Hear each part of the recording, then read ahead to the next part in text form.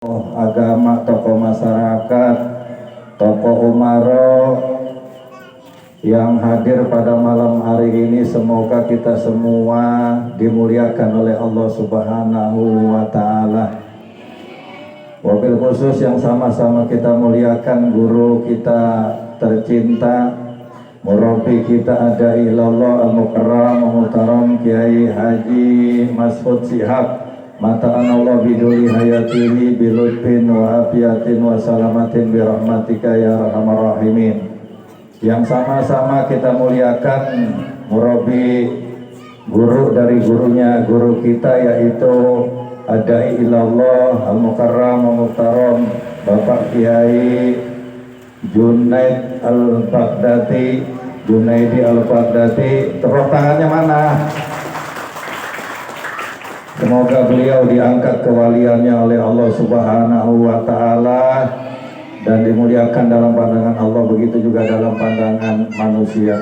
Yang sama-sama kita hormati pengurus Yayasan Al-Barokah, yaitu tadi Bapak ketuanya Bapak Ramto lagi sakit ya, tapi karena cinta sama Al-Barokah tetap hadir untuk mengisi daripada acara zikir manakib sekaligus peringatan Maulid Nabi besar Muhammad SAW.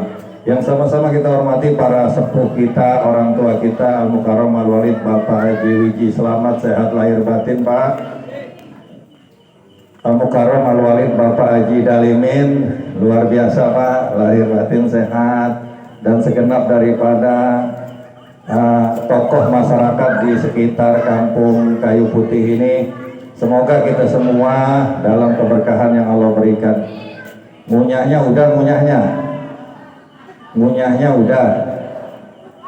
Terus juga yang saya hormati ibu-ibu dari Gunung Sindur, tadi saya ada di belakang mobil wisata gitu. Kalau dibilang mau odong-odong dulu, sekarang wisata, ada basurinya tadi bunyi trotet-tet-tet begitu. Mudah-mudahan perjalanan dari Gunung Sindur kemari dihitung sebagai amal ibadah oleh Allah Subhanahu wa Ta'ala. Malam hari ini biasanya kita mengkaji kitab Syekh Abdul Wahab Asy-Syahrani, yaitu Wasiatul Mustofa. Tapi karena peringatan Maulid tadi Ananda Ica ya, surat Al-Ahzab turun di kota Madinah, yang artinya golongan yang bersekutu untuk menghalangi dakwanya Nabi. Ayatnya 73. Tadi yang dibaca itu ayat 21 dan 22. Di sini surat ini menceritakan tentang keimanan Rasulullah datang ke kota Madinah, enggak tahu-tahu disambut baik. Asbabul nuzul surat ini turun tatkala Rasul hijrah dari Mekah tanggal 28 Safar,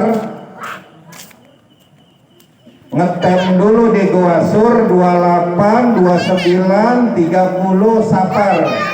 Lalu kemudian beliau melanjutkan perjalanan di 1 Rabiul Awal sampai 8 Rabiul Awal di satu kota 7 kilo dari kota Madinah. Beliau membangun masjid yang namanya Kubah. Makanya kata Rasul, barang siapa yang sholat 2 rakaat di masjid Kubah, itu pahalanya sama dengan haji dan umroh. Itu hari Senin 28 Safar, hari Senin, sampai di Kubah hari Senin, lalu melanjutkan perjalanan dari tanggal 8 sampailah di gerbang kota Madinah itu tanggal 12 Rabiul Awal. Ya, sekarang kita bercerita tentang Rasulullah, karena kalau Maulid tidak bercerita tentang Rasulullah berarti tidak memenuhi syarat dari perayaan Maulid tersebut. Tadi dibacakan Quran tuh, adik kita mudah-mudahan nanti belajar lagi. Surat Al-Hajjab ini di belakangnya ada yang namanya mat iwat. Matiwat itu di belakangnya dihidupkan dia. Seperti di ayat 56-nya, Bismillahirrahmanirrahim. Innallaha wa malaikatahu yusalluna 'alan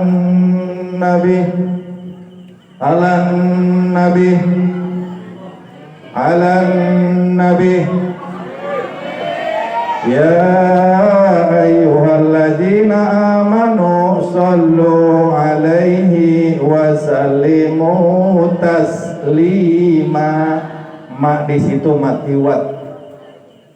Kalau yang ara'aital ladzi yukadzibu biddin itu namanya mat aris sukun, panjangnya boleh 5 boleh 6. Nah ini nanti belajar lagi, tapi ini satu contoh bahwa Islam 5 tahun 10 tahun lagi ada di tangan anak-anak kita. Ya, dilanjutkan. Sampai di kota Madinah ada 3 orang yang gak suka sama Rasulullah. Salah satunya yang bernama Abdullah bin Ubay. Lalu Abdullah bin Ubay ini ditemani dengan 2 orang dukun. Bersekongkol dia, makanya ahjab di situ, golongan yang bersekongkol buat ngalangin Nabi. Orang-orang dari Mekah datang ke Madinah. Itu sama kita orang Ulu Jami pindah di Parung ini, nggak semua orang demen sama kita, dites lah ibaratnya. Apa kata dukun-dukunnya Abdullah bin Ubay? Kalau dia benar Nabi, kita gongseng, itu namanya biji korma yang sampai gosong. Akhirnya digongseng biji korma ini sampai gosong. Ini ehonya dikecilin aja ini, atau suaranya wow gitu. Kalau buat kori enak itu, tapi kalau buat drama kurang mantep kayaknya. Digongseng itu biji korma, lalu sampai berhadapan dengan Nabi. Apa kata Abdullah bin Ubay? Kalau memang kau Nabi, ini tanam biji korma yang digongseng. Kata Nabi, baik, aku yang menanam, kalian yang menyiram. Besok disiram, numbuh sedengkul. Apa kata tukang dukunnya yang 2 itu? Ini mah Nabi. Makanya dari situlah disebut ajwah, yaitu manjur. Itulah korma Nabi. Makanya dia mah hitam, beda sama korma yang lain. Ini asal usul dari korma ajwa. Barang siapa yang diniatkan membaca makan 3 butir atau 7, tergantung niatnya. Ya, jadi di ujung-ujung pergi haji, pergi umroh, kagak tahu korma ajwa. Kenapa disebut korma Nabi? Karena Nabi yang nanam. Ya, itu satu. Yang kedua, Nabi diutus ini innama bu'istu liutamima makarimal akhlak. Sesungguhnya aku diutus pertama kali untuk memperbaiki akhlak. Apa itu akhlak? Imam Jalaluddin As-Sayuti di dalam kitab beliau Al-Awi Bil Fatawi itu dikatakan akhlak itu al-khuluqu halun li nafsi da'iyatan laha ila aliha. Jadi yang namanya akhlak itu kondisi jiwa yang mendorong perilaku min ghairi fikrin wala rumiyatin, tanpa dipikirkan dan tanpa dipertimbangkan. Apa itu akhlak? Marah, berani, takut, jujur, bohong, itu akhlak. Dan Nabi diutus untuk apa? Di surat Al-Ahzab ayat 42 Allah katakan lagi, ya ayyuhan nabiyyu, wahai Nabi, inna arsalnaka, sesungguhnya engkau diutus syahidan, menjadi saksi untuk agama Islam. Berarti ibu-ibu, bapak-bapak, kalau mau tahu agama Islam, lihat tuh sosok Nabi. karena Islam ada di diri Nabi semua. Tak kala sahabat bertanya, apa itu muslim? Kata Nabi, al muslimu man salimal muslimuna min lisanihi biyadihi. Kata Rasulullah, apabila kita dikatakan muslim, apabila orang muslim itu menjaga keselamatan muslim yang lainnya dari lidah dan kekuasaannya, itu muslim namanya. Kalau kita masih benci sama orang, bukan muslim namanya itu. Karena muslim itu memberikan keselamatan kepada muslim yang lainnya dari lidah dan kekuasaannya. Berapa banyak kita nyakitin orang. Sholat kita rajin, ngaji kita rajin, zikir kita rajin. Kenapa masih begitu? Karena kita belum Islam secara kafah. Ya ayyuhalladzina amanu dukhulu fi silmi kafah. Wahai orang-orang yang beriman, masuklah kau ke dalam agama Islam secara keseluruhan. Wala tatabi'u khutuwati syaitan, dan janganlah kalian mengikuti langkah-langkah setan. Innahu lakum aduwwum mubin, sesungguhnya setan itu musuh yang nyata. Lagi ibadah haji, setan disambitin, lagi jumroh, ulah, gedek banget sama setan. Dari wusto gedek banget, sampai yang terakhir apa namanya, jumroh apa? Ula, ustok, akobah namanya yang gede. Sampai di Jakarta ditemenin lagi setan. Kata setan, ya ini mah di sono digedekin sampai Jakarta. Maksudnya apa? Lagi pergi haji dia menjadi malaikat, pulang ke Indonesia jadi setan lagi. Apa itu setan? Selalu gibah, berpecah belah, nggak demen lihat orang akur. Tetangganya beli TV meriang, padahal baru 3 bulan itu kerja udah beli TV aja, miara tuyul tuh orang. Itu kita dengar lagi besok beli motor, masuk rumah sakit.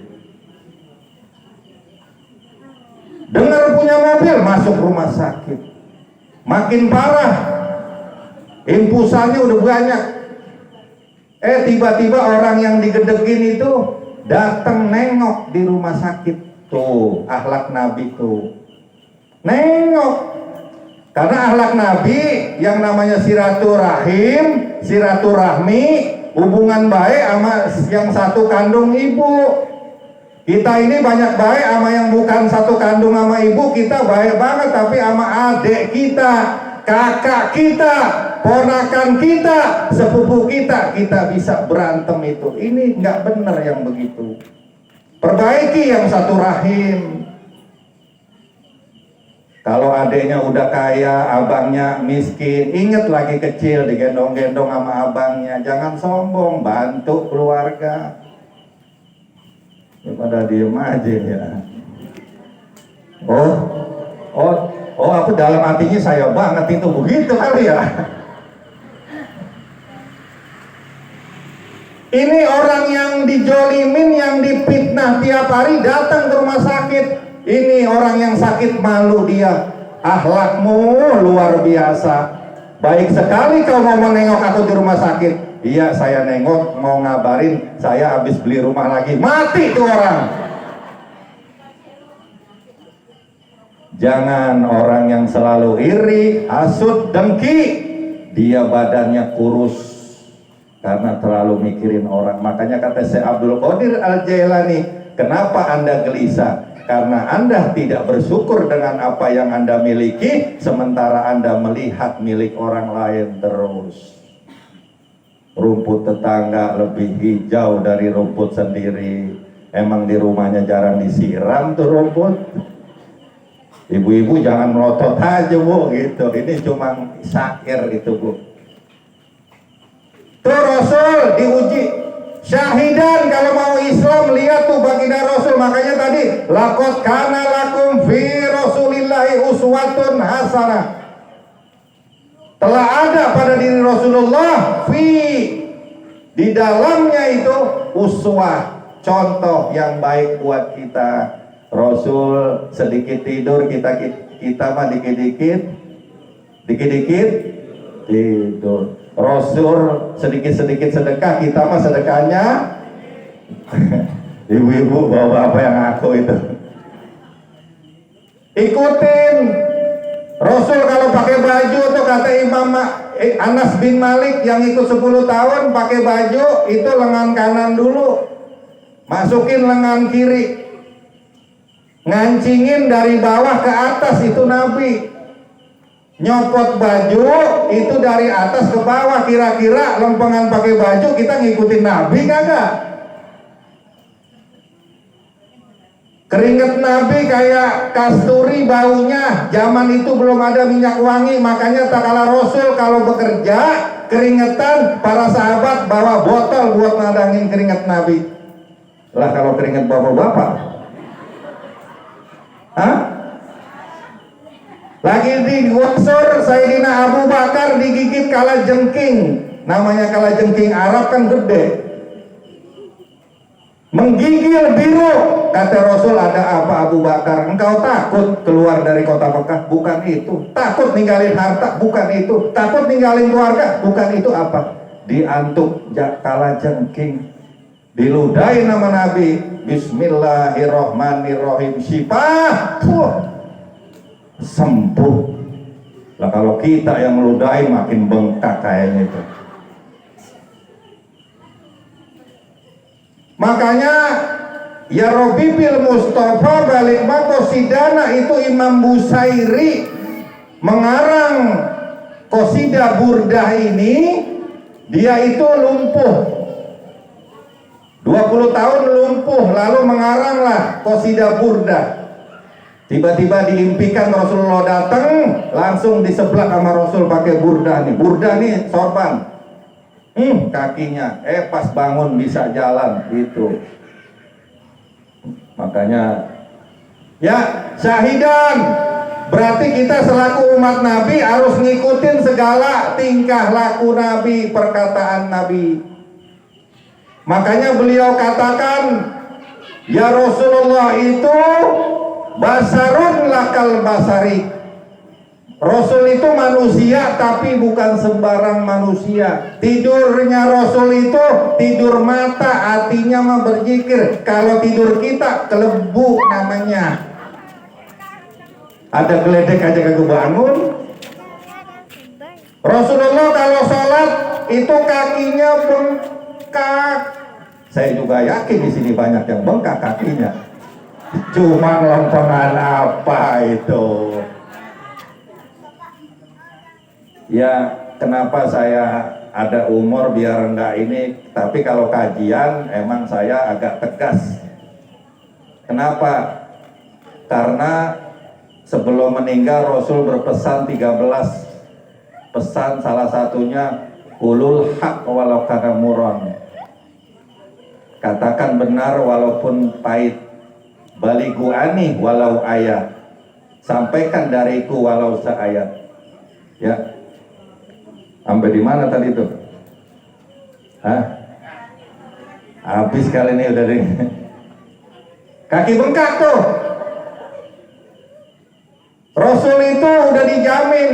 Makanya tak kalah tanggal 1 Rabiul Awal di dalam kitab berjanji Imam Ja'far bin Husain bin Abu Karim bin Muhammad al-Barjanji menyatakan malaikat Jibril datang kepada Rasul.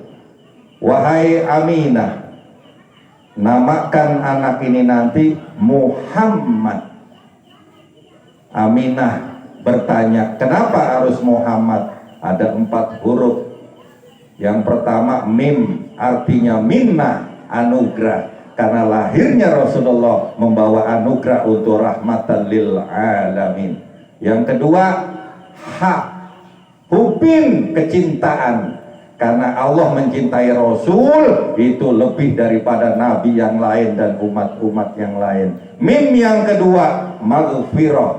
Rasul ini liyaghfirakallahu ma taqaddama min dzambik wa ma ta'akhkhar wa yutimma ni'matahu wa yahdiyaka siratan mustaqima. Anugerah yang diberikan Allah, engkau Rasulullah, dosamu yang kemarin, dahulu dan akan datang itu sudah mendapat jaminan ampun. Nabi Adam dosanya satu, Bu. Kalau enggak lahirnya Nabi, Bu. Nabi Adam itu dosanya satu, makan buah kuldi, dipisahin sama Siti Hawa 250 tahun. Kalau enggak ada Nabi Muhammad, bapak bikin salah dipisahin sama bininya itu lama. Terus diampuninnya itu di Jabar Rohmah. Kalau orang haji umroh tuh sering nitip tulisan biar dapat jodoh di situ. Nabi Adam saat dia diberikan sholat hanya subuh, makanya tak kala sholat subuh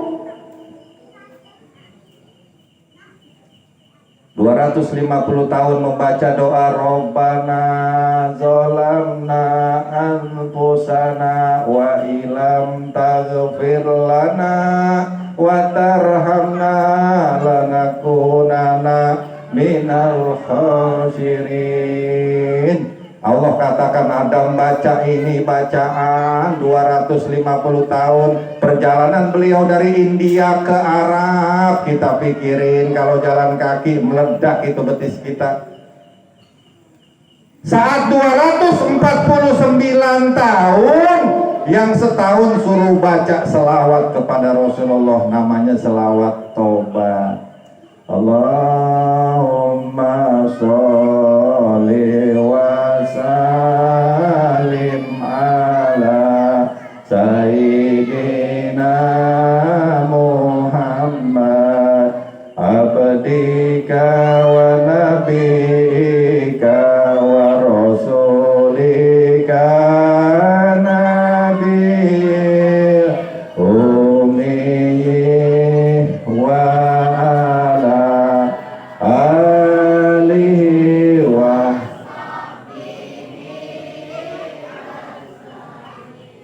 itu baca itu setahun baru diterima berkat selawat kepada Rasul. Makanya kalau doa dosa kita mau diampunin, berselawatlah yang banyak. Karena posisi kita di hari kiamat nanti dekat atau tidak tergantung banyaknya selawat kita di dunia. Minimal kata Imam Jalaluddin As-Suyuti sehari 20.000. Ada di sini yang baca 20.000.